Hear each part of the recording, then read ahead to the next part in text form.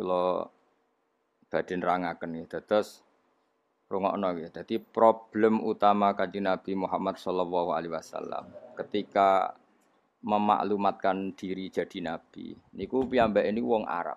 Arab niku tiyang Mekah. Wong Mekah niku terkenal ummiyah. Ummiyah niku goblok-goblok, tidak terpelajar. Sehingga itu menjadi masalah besar bagaimana mungkin seorang nabi Sayyidul Awwalin wal Akhirin kemudian dari daerah yang sangat minus pendidikan apa? Minus pendidikan. Sehingga ketika Nabi memaklumatkan jadi nabi itu orang pertama protes itu orang Yahudi. Makanya masyhur, andai kan Muhammad itu nabi dan ada nabi akhir zaman, pastilah kita. Cara pikiran Yahudi pastilah kita. Karena orang Yahudi kita tahu Yahuda bin Yakub bin Ishak bin Ibrahim. Eling-eling napa? Yahuda bin Yakub bin Ishak bin Ibrahim. Lah Yahuda niki dulur barpe Nabi Yusuf. Sinten? Dulur barpe Nabi Yusuf. Sehingga secara nasab itu terus dimasalahkan Nabi.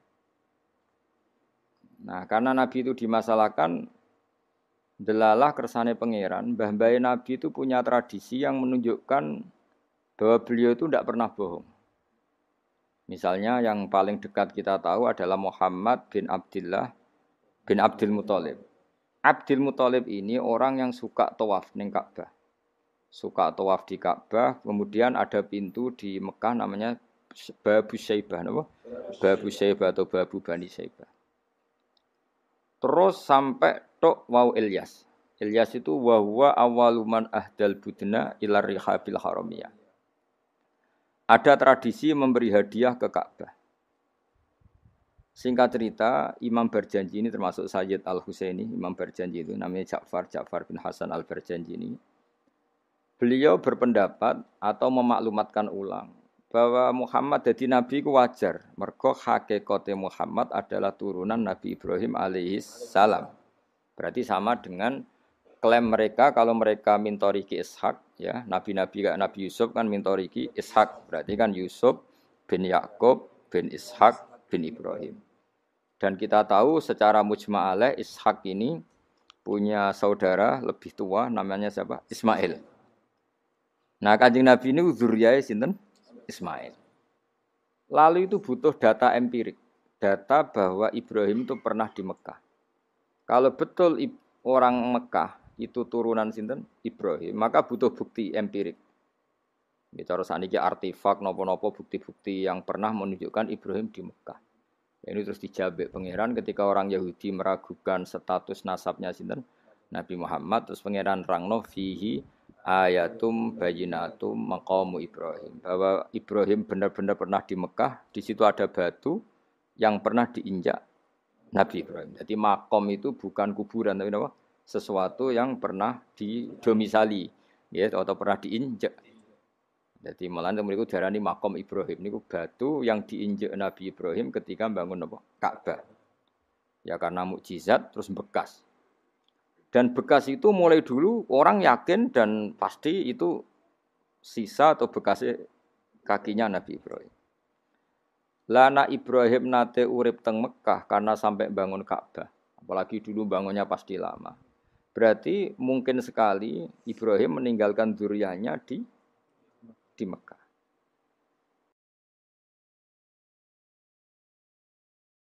Makanya Quran terus cerita bahwa Ibrahim niku ngendikan ketika mau meninggalkan Mekah, inni askantu min dzurriyyati biwadin ghairi dzar'in inda baitikal muharram. Terus ada kepastian, makanya Quran ayat-ayat itu masih menjawab keraguan orang Yahudi bahwa Muhammad kenapa jadi nabi, dia itu anaknya siapa, turunannya siapa. Padahal di Taurat dan Injil jelas aturan nabi itu dzurriyyatam ba'duha min ba'd. Enggak boleh. Nabi turunannya Parlan itu tidak boleh. Turunannya Karmen itu tidak boleh. Ribet. Apa? Ribet. Nabi itu harus turunan Nabi. Bukan karena Allah itu asobian, enggak. Masyarakat itu lebih ikhlas. Misalnya Nabi, turunannya Nabi, bayi Nabi, hormat kan enak. Bapak Ewe Soleh, bayi Soleh, buyute Soleh. Misalnya Nabi itu sebagai Karmen, katoan cekak kan juga bingung. Orang dihormati bapaknya Nabi, dihormati katoan cekak main gaple. Kan juga bingung. Jadi aturannya harus itu. Lo nak kiai oleh kiai kan tidak maksum, derajatnya kan di bawah. Pemenang kiai maklar tambah oleh, soalnya oleh. Ini masalah Nabi apa? Orang yang spesial. spesial. Itu harus bapaknya spesial, mbahnya spesial, buyutnya spesial. Nah, sehingga aturan jadi nabi itu memang harus dzurriyatam ba'du hamba. Kalau kiai boleh. Kalau mana maklar tambah boleh. Tapi kalau nabi tidak boleh. Nah, aturan-aturan itu ada di Taurat dan Injil. Makanya yang pertama disoal orang Yahudi, kalau Muhammad nabi itu bapaknya siapa, mbahnya siapa. Dan Sayyid Barjanji ini yang ngarang Barjanji itu kitab yang sangat ilmiah. Makanya kata Mbah Mun, meskipun ada simtuduror, orang itu enggak boleh meninggalkan Barjanji. Karena kitab Madaih yang mamlu'ah bil ilmi itu Barjanji. Tapi yang isyek itu simtuduror. Ya. Tapi yang tua itu Barjanji. Makanya alhamdulillah kita mbuh piro kadar itu dibaca semua. Meskipun enggak paham semua, soalnya diwaca kabeh. Karena kita yang bisa menjawab tuduhan orang Yahudi Nabi anak Esopo itu kita Barjanji. Barjanji tahu betul kalau masalah utama Nabi adalah anaknya siapa, mbahnya siapa. Makanya beliau ngendikan wa ba'du fa'aqulu wa Muhammad bin Abdillah. Logikanya gampang. Kalau orang modern saja tahu bapaknya siapa, mbahnya siapa, buyutnya siapa, itu artinya enggak ada yang fiktif. Ukuran sejarah fiktif ndak itu ditandai dengan satu kuburan, dua artefak. Itu enggak mungkin nama-nama itu fiktif. Buktinya apa? Di Ka'bah mulai dulu zaman Quraisy ada Babu Bani Saibah. Babu Bani dan Abdul Muthalib namanya itu Saibah. Karena mulai kecil beruban. Jadi kata Saibah itu mulai kecil apa? Beruban. Karena perilakunya terpuji terus wong Mekah darani Saibatul Hamdi, napa? Saibatul Hamdi. Nah, karena dia pernah melayani saudaranya Hashim namanya Muthalib.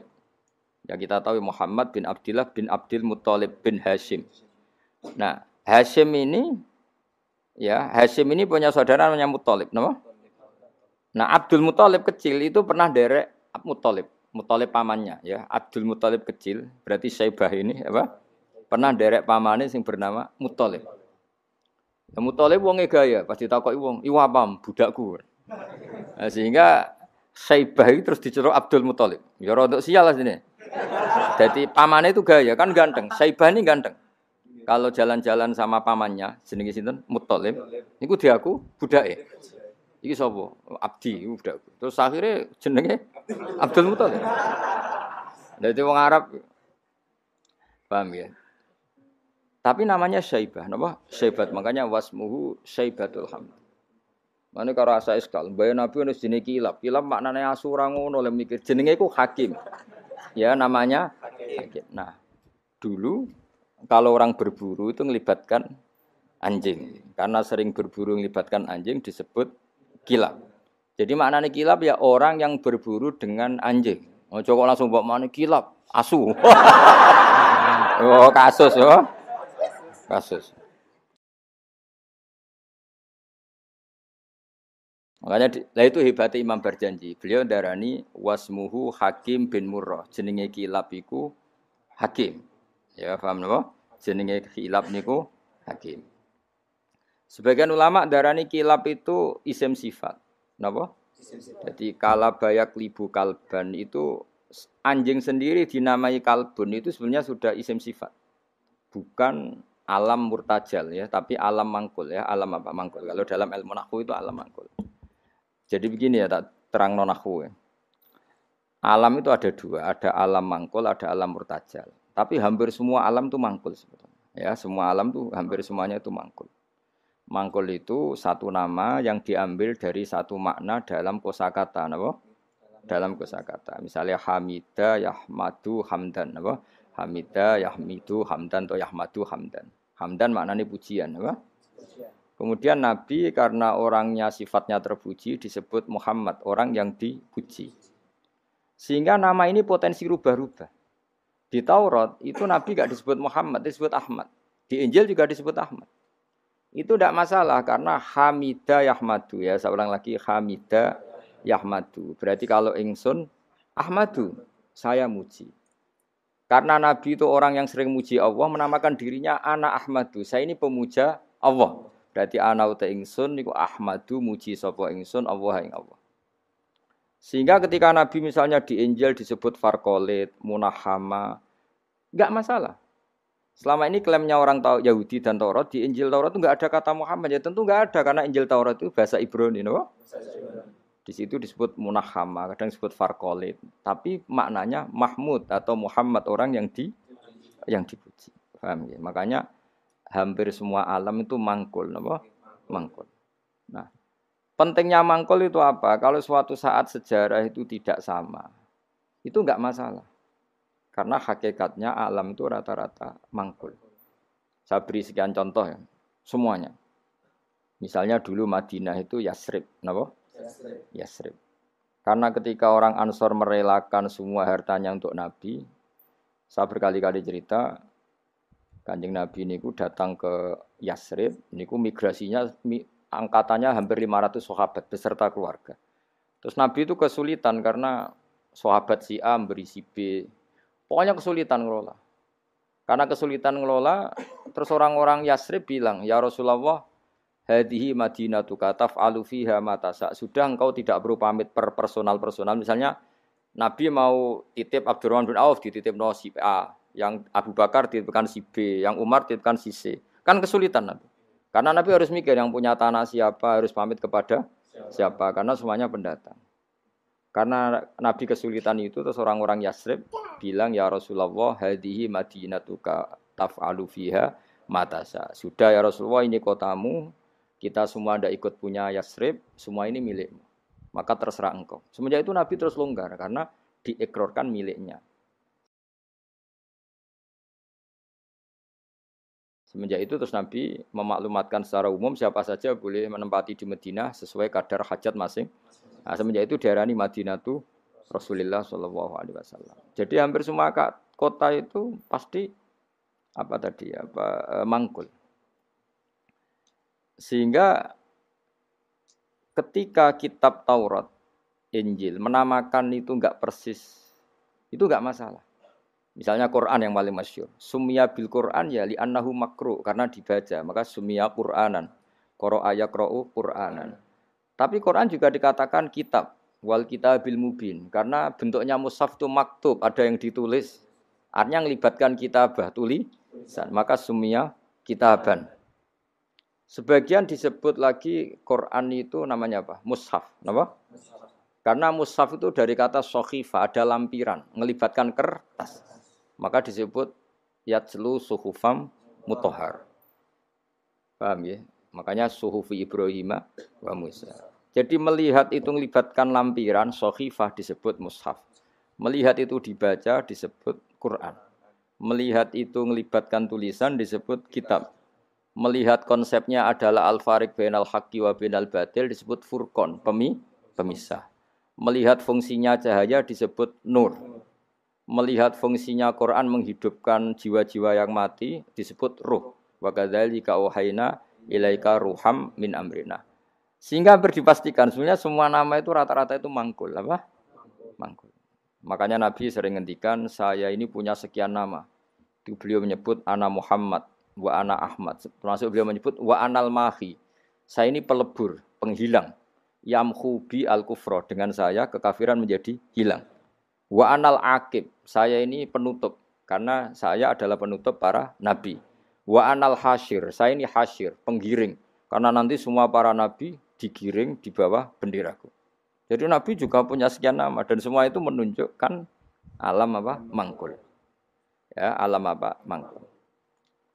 Nah sekarang asmani babai nabi itu jelas gak fiktif karena tadi orang Arab tahu semua. Semua orang kafir pun tahu. Kalau di Mekah ada Babu Bani Syaibah. Pasti ada orang bernama Syaibah karena ada Bani Syaibah, turunannya Syaibah. Dan itu siapa? Abdul Muttalib. Dan itu siapa? Abdullah. Itu siapa? Muhammad. Dan itu butuh bukti artefak. Makanya terus Allah menjawab fihi ayatum bayyinatum maqamu Ibrahim.